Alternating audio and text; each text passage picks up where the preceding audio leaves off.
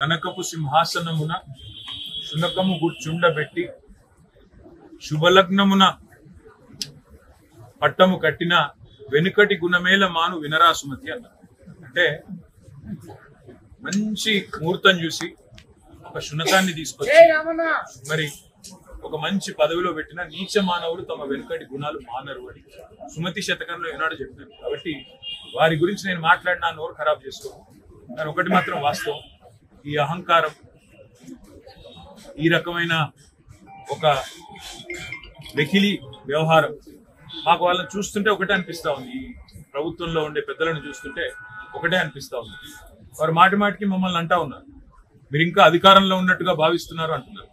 కానీ వాస్తవం ఏంటంటే వాళ్ళు ఇంకా ప్రతిపక్షంలోనే ఉన్నామనుకుంటున్నారు, మేము అధికారంలో ఉన్నామనుకుంటున్నారు. అందుకని వాళ్ళు చూస్తే మీరు మా మీద ఆడిపోసుకుంటున్నారు. అధికారం ఇచ్చి 45-50 రోజులు అయ్యింది. మమ్మల్ని ఆడిపోసుకోవడం ఎందుకు, మమ్మల్ని తిట్టిపోసుకోవడం ఎందుకు? శాతనైతే మీరు ఇచ్చిన 420 హామీలు నెరవేర్చండి. శాతనైతే సేవ ఉంటే ప్రజలకు ఇచ్చిన హామీలు నెరవేర్చండి.